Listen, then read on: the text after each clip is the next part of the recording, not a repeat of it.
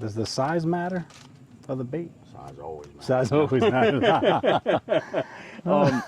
Lord Jesus.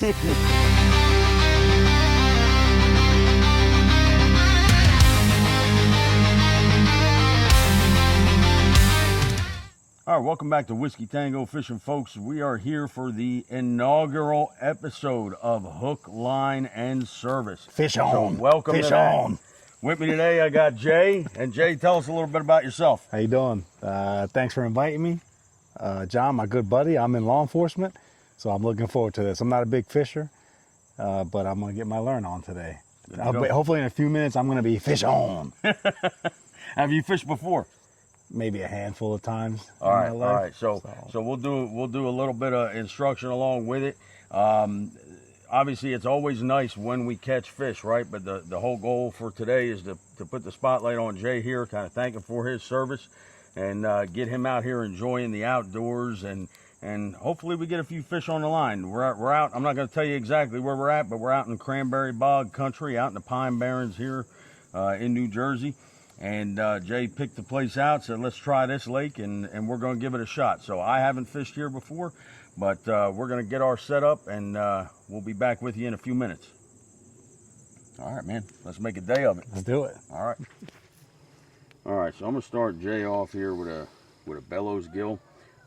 This is a bluegill color. It's got blue and gold flake and kind of like a smoke-colored body. It's also got a little bit of black flake in there. The way we're rigging it up, we're just rigging it on a 4-aught EWG, kind of like I did in a previous video. We're going to run this down.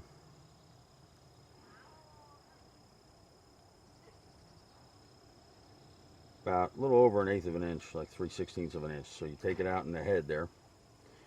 You'll run it up the hook. When you get to the bend, you're going to rotate it around. And then you want to measure out where that hook's going to be. So when you put it through the body, that bellows gill is going to stay straight. Now that point's going to lay right on top of there. So what'll happen, and he's going to cast it out, and he's going to let it settle to the bottom. And this tail, if you see the action in this tail, it's got quite a bit of action because it thins out as it tapers down to the end of the tail, right? So it's gonna sink down, and it's gonna be on the bottom. And every so often he'll let it sit for a few minutes first to see if anything picks it up, if nothing hits it on the fall, and then he's gonna twitch it, and it's gonna pop it up, and then it'll create more action going down. And all these bellows along the body of this bellows gill, if you can see them, that's gonna create action. It's gonna create water disturbance. Fish, bass pick things up, vibrations in the water, by what they call the lateral line. If you're familiar, if you ever watch Shark Week, you hear them talking about that. They got that lateral line, and it's basically these sensors that run down the side of their body, and they can pick up vibrations from a long distance away and know what direction it's coming from.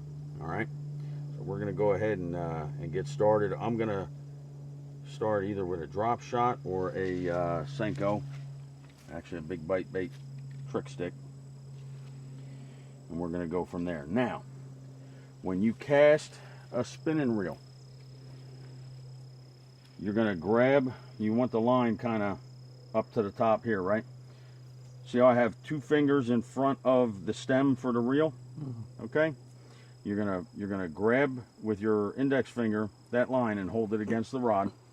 You're going to flip open the bail. You'll cast, and when you cast it out, when you release it, is when you want that bait to start going out, right? So you'll release the line. When it hits the water, you've manually flipped the bail closed. You'll take up any slack and let it settle. And then every so often, it's a real small twitch. I'm going to show you in the water. I'll show you how much, just a small twitch, how much makes it move, right? Nice. So let's go over here to the water, and I'll kind of show you the action that it creates. So if you look here, when it goes in, see that fall rate? Mm-hmm. All right, I'm going to let some slack out here. Pull some slack out so it can rest on the bottom. Now, it's on the bottom, right? Watch how little I move my rod and how much it jumps. See that? Just a little pop. And that's going to mimic an injured bait fish, right?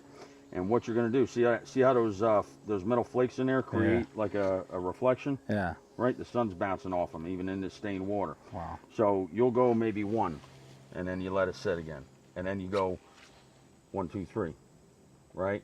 You want to vary it, and you'll do different numbers of twitches, because an injured bait fish doesn't go, I'm going to move once, I'm going to move once, I'm going to move once, right? Right. It's twitching, it's kind of fearing for its life, right? So it's going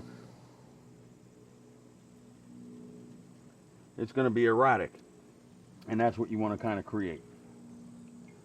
Very cool. All right. You want me to demonstrate casting once? Let's do it. So you see what I'm talking about? All right, let's come over here to where this is kind of wet over here, but let's get to where we can cast a little bit. We're like in the marsh country. My first official fishing lesson. Before I've just, hey, here's a rod, go fish. So, watch behind me. I'm with you. Go ahead. All right.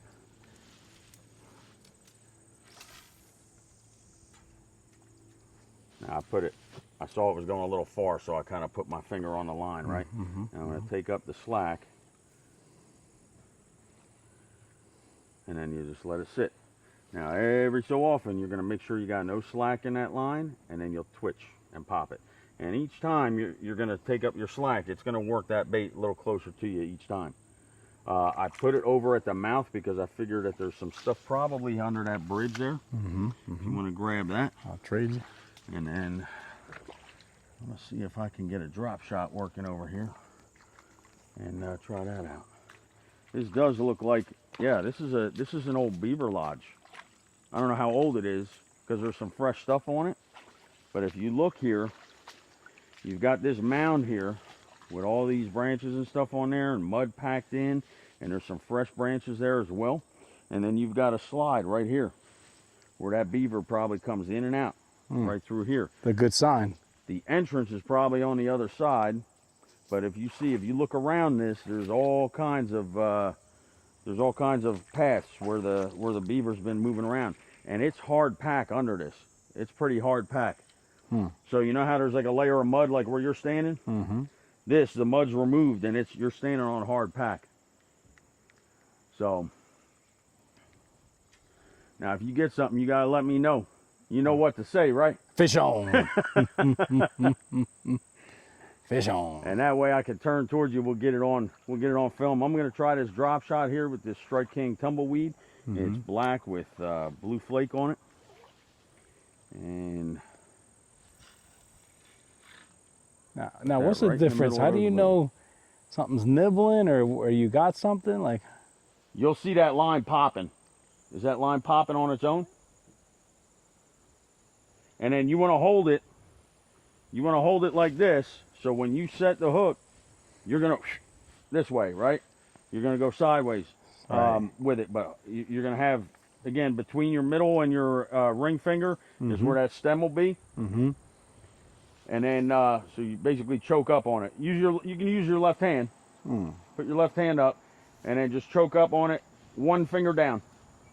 One finger down. Put your ring finger on the other side of the stem. So, ring finger, other side of the stem, like that. No, ring finger behind it. Behind it? Yeah. So you got two in front, and what that does is that gives you leverage, because usually your balance point is around where the reel is. Yeah. Right? Oh. You got caught on something? I thought I got something. That's all right. You probably just got caught on a lily. Yep. I got the same thing over here. What I got there. Luckily, I pulled it out. If a fish hits it, you'll know, because that line will be tugging like crazy and it'll be real erratic. I like how the stuff in the bottom of the water mimics like you caught a fish as you're passing along, like you're scraping whatever's on the bottom there. Yeah. And you're like, oh, is that some action? Nope. Because I can usually tell, like if I feel a tick, sometimes it's me hitting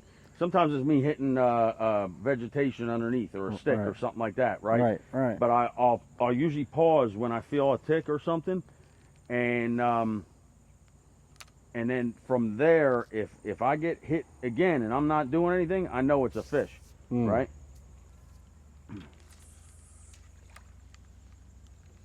There you go. And then give that a few minutes to settle down to the bottom, right? So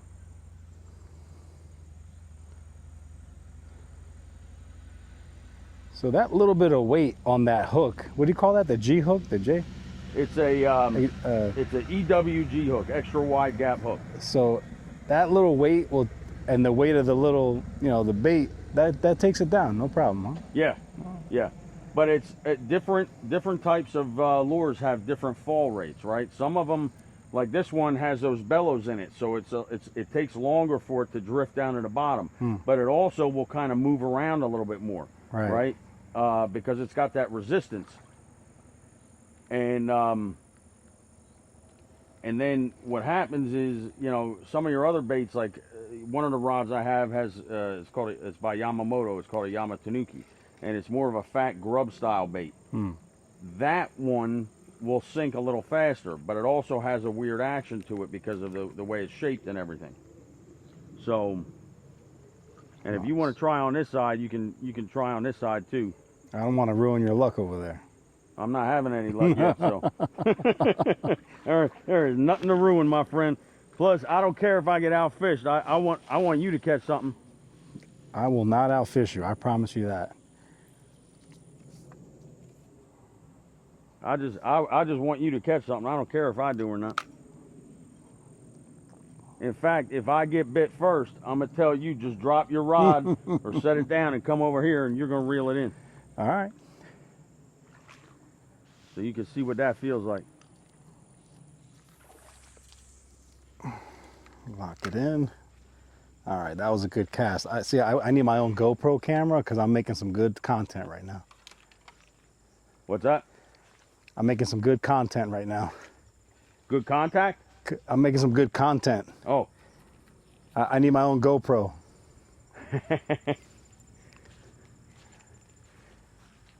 I'll tell you what, this is nice and relaxing though. Out here, this is great. You know, it's like I said, it's always better when you catch fish, right? Because you get that excitement factor and everything else. But just being out here, in nature.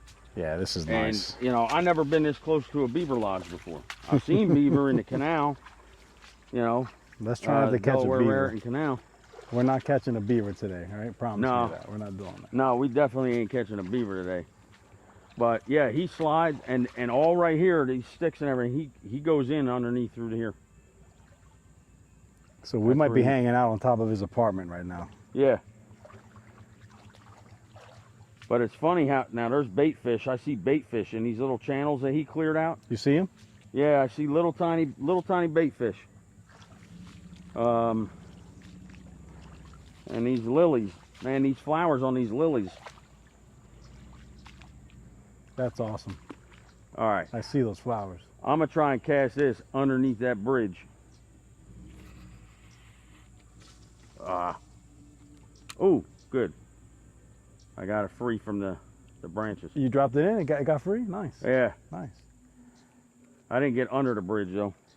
There's got to be a lot of turtles in this thing. Oh, I'm sure.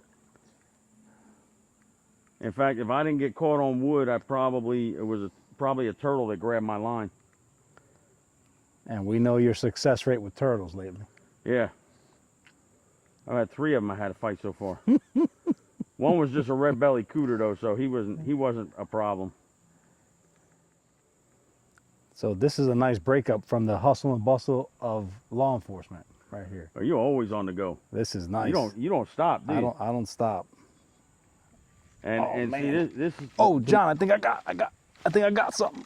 Is it fighting? It's fighting. I hope you do. Let's see what we got. Is it moving? Is your line moving? It's look at that, John. Look. Are you stuck or are you caught? I don't know. What do you think? It ain't moving. It's either a turtle. Oh man. It's either a turtle. Excuse me, Mr. Beaver. I'm gonna use your lodge here to set my rod on. Oh man, what do you think? Oh, it's moving. Something? It's moving. I think it's moving. I didn't do the fish. Damn it, fish on. Do you think it's fish on? Hold on. What do we got? You feel that? You feel that? Yeah. What the heck is it? Oh man, what did we catch? This is going to either pull free or it's going to break off, and I'm going to have to retie. Oh man, I'm gonna give it some Ooh, slack. something's moving. I'm gonna give it some slack. Something's coming. No It way. came a little bit. That might be a turtle. Oh man. Because it moved a little bit forward, and then I felt it brace again. Oh man. We don't want to lip ring turtles today. Oh, it just broke. Damn it. I felt it pop. It moved forward a little bit, and then I felt it jam up again. Look at that. It broke your hook. Wow. It straightened this hook because that bend was more in there. Yeah, yeah. So it broke your hook. Oh man. Wow. Wow. Give me my lure back, dude. All right. Let's get you retied on. Take up your slack here. Oh, wow. Yeah, we got some action here. That was a turtle. That was a heavy fat turtle. Man, I thought I had something. He moved a little bit. See, they'll brace. If they're Right. down low, I've had them hit my top water, so that's how I've been able to reel them in. Right. But if they're down low and they bite into something, they're not moved. They'll brace. They'll dig their feet into the ground and brace. Well, we're gonna dig in. Let's go. Let's go. We'll be back. Come back over here and We'll get be you back. another hook. We will be back. I'm gonna let that hang. There's no point on it or nothing. Where's your rod? You're back. Your rod's back on the shore. What's up? You got your rod set up over there? I got it laying on the Mr. Beaver's lodge. Damn, bro. That's the cost of doing business, I guess. You lose the. Yeah. And you know what? I don't lose as much stuff. Back in the day, I used to lose stuff left and right, and I don't lose as much anymore. But it still happens, and you still go through. Like back in the day when I was a kid, man, I lost stuff and so much stuff in the trees. It looked like it was decorated for Christmas, right? It was just. All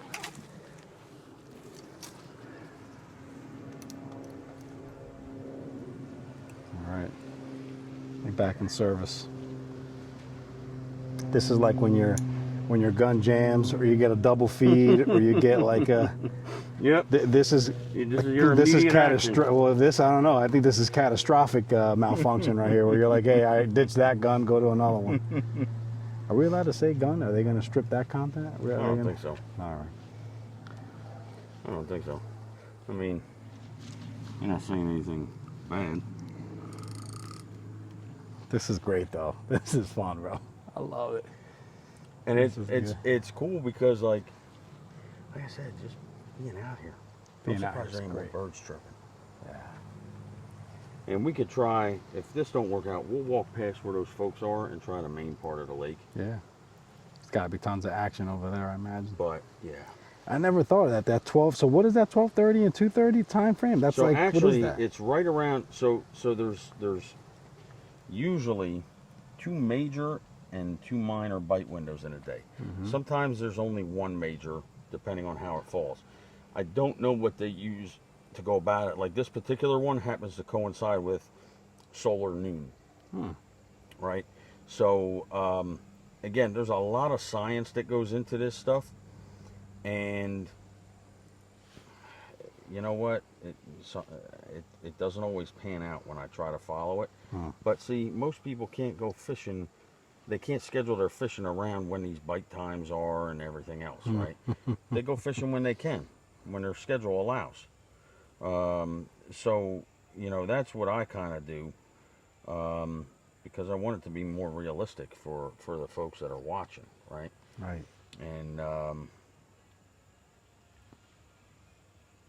And now who's going to appreciate that? The novice, the seasoned fisher, who's going to appreciate what you're trying to capture? Well, that's a great idea. Hopefully everybody, right? Hopefully everybody that enjoys the outdoors and fishing or has an interest in it. Maybe there's people, you know, that always wanted to fish and said, well, I don't even know where to start, right?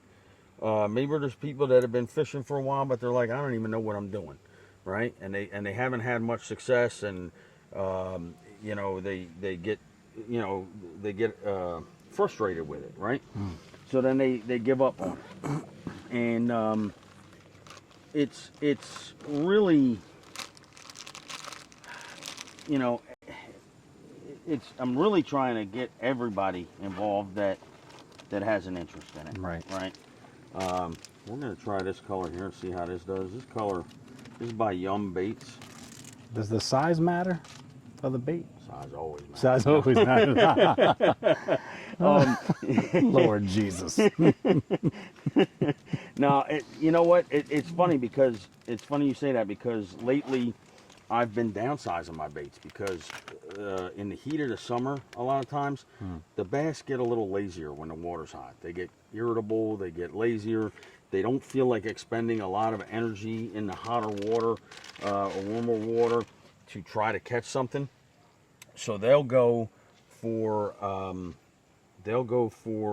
stuff that's smaller and easier to catch, right? Now that's So because this worm, I'm kind of rigging the same way, right? Yeah. So you go in on this one, you go about a 1/4 inch, right? And if you notice here, there's a little groove right there. Yeah. That's to help bury the point of the hook so that it stays more weedless. So what'll happen is, I'll show you. You still route it up. This color, this is by Yum Baits. It's a 5-inch Yum Dinger, and this color is called Rust Vegas. It's kind of like a translucent ghost white with like a purple or lavender hue to it, and then it's got these rainbow. They're kind of longer. They're not little square flakes. They're like, it's almost like a confetti kind of flake in there. So you'll still measure it out and see where your point is, and then you go ahead and run it through, and you come out in that groove there, right? So what happens is the hook point sets in that groove, and it kind of stays more weedless, right? And then when a bass bites it, it pushes down and exposes that hook. that is cool. I Right? I see the little setting there, like it's gonna Yeah. rest in it. That's cool. So that. I want to see if this color, I haven't fished a lot of stained water like this is. This is, what do they call it? Cedar water. A lot of people call it tannic water. I want to see how this color shows up in there for you. Yeah. And you'll fish that the same way, right? So you'll cast that out. That type of bait, that stick bait, or rubber worm they call them, is like a mainstay of fishing, right? There's some that are actual like worm shapes. There's a lot of them. The commonplace ones are the stick style, and they come in different lengths. I have some that are 7 1/4 for casting out really far, and everything. And they've got some weight to them that Bass Pro Shops makes. But Slimy. that's because they're coated, and they're so a lot of them have salt embedded in. So when a fish wow. bites onto it, it'll hold on longer and not just release it. They got a scent to them that's supposed to help attract fish. Bass are usually more sight predators, but the scent, I'm sure, helps Right. in a lot of ways, especially if the water's murkier or something like that. But this water's fairly clear. It's just got that tea-like color to it, right? Right.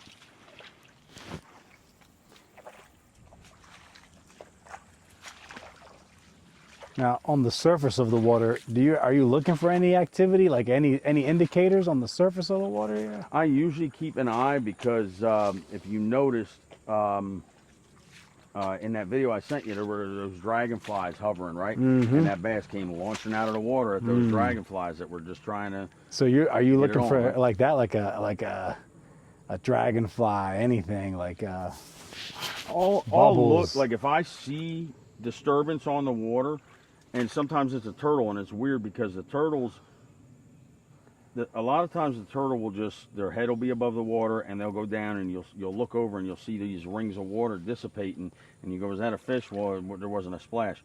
But sometimes I see stuff and I'm going, is that a fish? And no, it's a turtle, and they're like, it's almost like they're playing. Like they're it's like rolling somersaulting or over something. in the Yeah, water yeah. on the surface and creating a little more. So I don't know if they caught a fish and they're kind of spinning around or what the deal may be, but or if they're just doing it to, like I said, like play. But I'll look for that. I look for more splashes and disturbances, and usually if I see a fish hitting the same area a couple times, I'll move over there and try and cast whatever in that way, whether it be a stick bait like a rubber worm like that, or maybe it's a top water or something like that. I'll try something and keep putting it in that area. And last week I actually caught 2 that way because I kept seeing him hit the water. And every time the one hit the water, I was close enough, I cast right over that area. And he didn't hit it the first time, so I waited. And I saw him jump again, and I cast it over there again. And he didn't hit it the second time. So I waited, it went back, and I basically will pie out an area and cast back and forth. And if something doesn't work after a while, I'll change and try a different lure, and I'll kind of pie that same area. Some people just 5 minutes and then they move, 5 minutes and then they move. I'm going to try different techniques in the same area, cover that whole area a couple times, and then I'll move, right, if nothing's biting. So on the 3rd time I saw him jump, I cast it over there and twitch, and he hit it. Wow. Right? Wow. And it was on. And he wasn't a huge fish. I've been catching mostly like between 1 and 2 pounds. Nothing huge lately. But once I caught him, I had seen another one further off. And on that one, when I moved down the bank and waded back out again, he was about maybe from here. He was jumping where see where that grass, that little patch of grass pops up, about 30 yards out. He was about that far out. So I waded out, and I had seen him jump. So I cast the top water out there again, and the top water hit the surface. I didn't even have time to let it sit or twitch, nothing. He hit it as soon as it hit the water. Wow. And again, he was another like 1.5, 2 pounder, right? But I'll keep an eye for stuff like that. When I see that they're hitting the surface, you know, I know they're actively feeding, right? I know they're chasing bait fish. So I'm going to try to throw something in that area and see if I can get them to bite, right? There's a reason they call it fishing and not catching, right? Because you gotta, you throw stuff out there and present it in a way that the fish says, hey, that looks like something I want to eat, right? And a lot of times you know, especially areas that get fished a lot, the fish become more wary, and if they've seen something over and over and over again, they're going to be more hesitant to bite it. So you got to show them something different that they're not used to seeing, but it's still something erratic or whatever, right? Because if they're actively feeding, it's easier. If they're not and the bite is slow, then you're looking to make it real easy for them, or something that's going to trigger a reaction bite where you're just going to aggravate them so much that they lash out at it and hit it. So, you know, it depends. A little bit of a predator mindset there, hunter predator. They are. They're predators, right? They're not always the alpha predator, especially in lakes that have pike and muskie. But they are predators, and they behave in that way. You know, in the heat of the summer, this is just a beautiful sight. I know, look how beautiful I can't wait till I get back in a kayak. Look at those cool lilies or whatever they are flowing, like growing. You see those flowers growing? Yeah, that's freaking awesome. Yeah, there's a white lily flower over there that was real cool looking. What a great view, right? The camera's getting that view right there. Look at that. That is it's beautiful. getting everything. It's getting everything. With a kayak or something out here. Oh, that's what I said. I get back in a kayak because you know what? All around all that wood out there, especially if there's any of it that's fallen, I bet you there's bass hiding over in that, right? And those are the areas that, like, we're in an area right now. That's another thing that bank fishing that frustrates me, right? I make do when you catch fish, but on a larger body of water, right? Back there, not a lot of people fish. This area here is probably more commonly fished, right? Because it's easy for people to access from the bank. Unless somebody's in a kayak, and where are you going to put in a kayak? Because you have that bridge right there, so it's hard to get under that bridge. I guess you'd walk it here. You'd walk it here. You could walk through here if you wanted to. And could you lay down in your kayak and get underneath that? You might be able to, right? But dude, it's hard to get back in that area. That green leaf right there, a dragonfly just landed on it. You see it? Look at that. Look at that dragonfly. See it? Just took off. Yeah. See it? Little guy. Little guy. Little guy. And that salad almost pulled the bait off of my hook. So salad is it. So we've got to worry about turtles, salad. I'm noticing a theme here. You need a lot of resilience. It's like an obstacle course, right? You need resilience in this, just like you need it in law enforcement, right? Military, law enforcement. Exactly. That resilience factor here, boy. And see, it's funny you say that because it's resilience, it's patience, it's kind of also learning how to be Learn how to be comfortable being uncomfortable. You didn't open your bail, did you?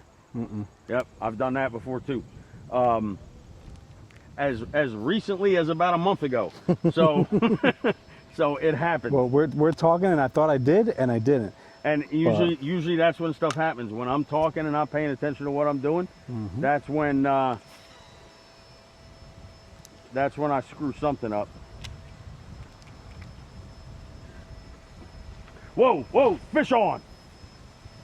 No way. Oh, he spit it. Oh, He spit it. Did you see that jump? I saw that. Oh my God. Lord Jesus. Oh, Okay. sweet baby Jesus. All right, there's fish in here. There's fish in here. That was right on the edge of them lilies.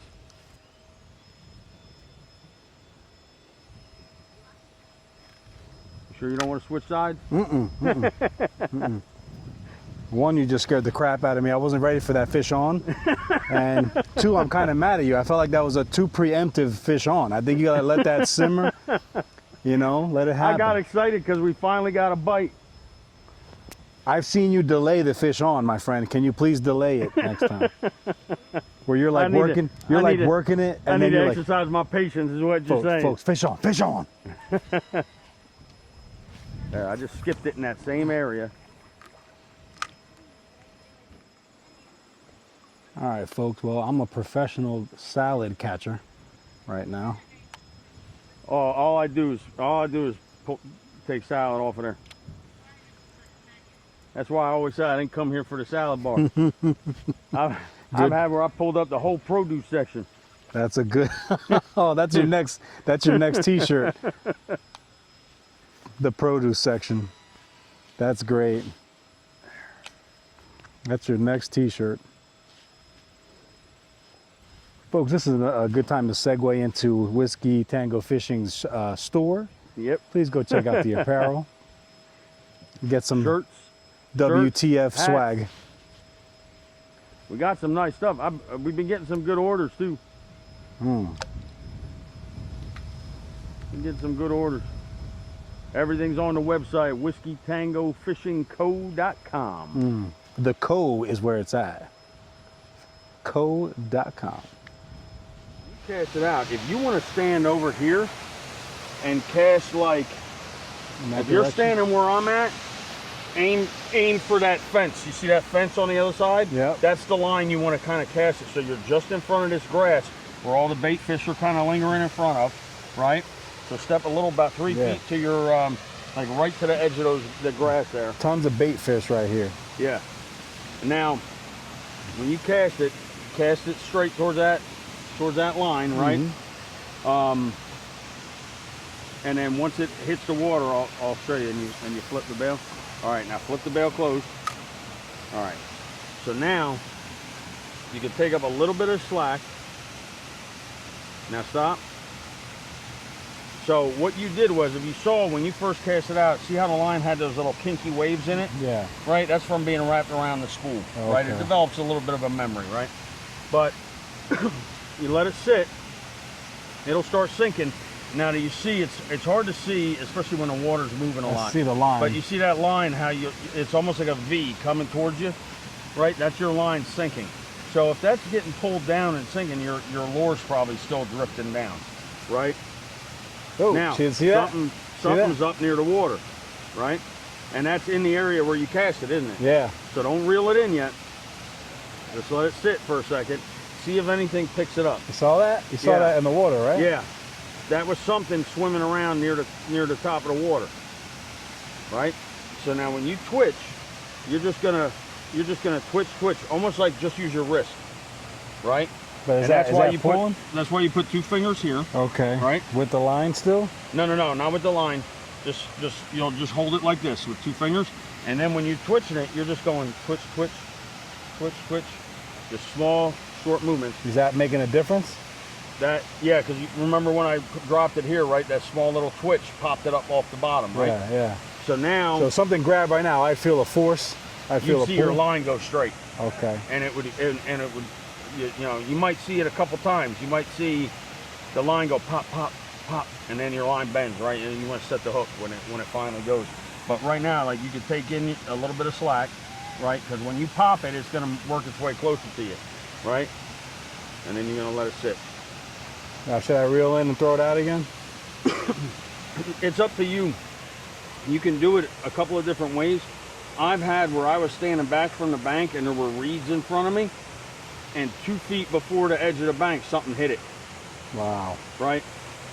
So, you know, I usually work the cast all the way in. There's some people that cast it out in a spot, they twitch it a few times. If they don't get anything, they reel it right up, and then they is that a skill or impatience? What is that? I mean, it's personal preference, right? It's like I tell people all the time, like if you're catching fish on it, it's not wrong. Right. Right? So if you catch fish, it's not wrong. Here, I'll get the salad off for you.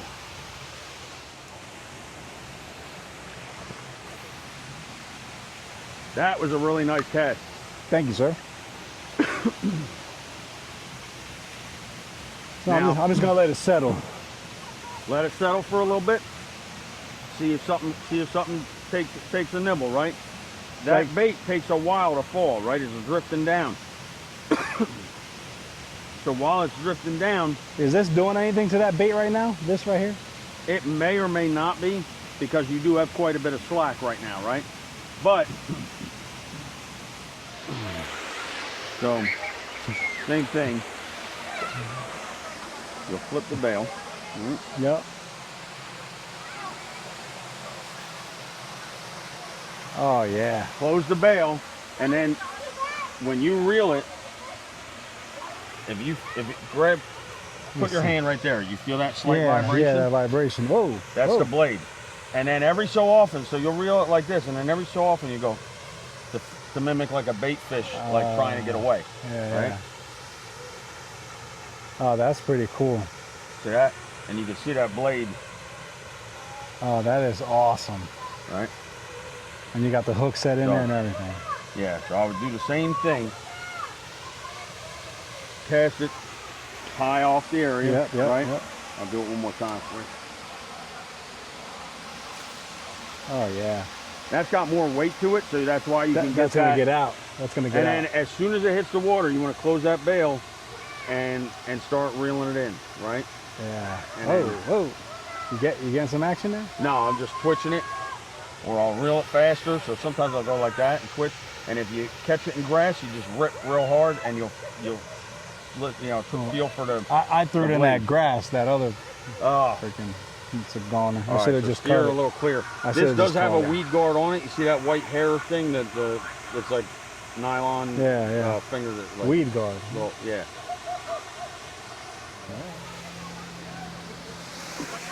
Nice. Close the bail, start reeling, and you feel that blade. You feel that blade vibrating, right? Yeah, I feel it. You got tons of bait fish right out in front of us. I know, tons. Look at that. Jeez, man. Ready?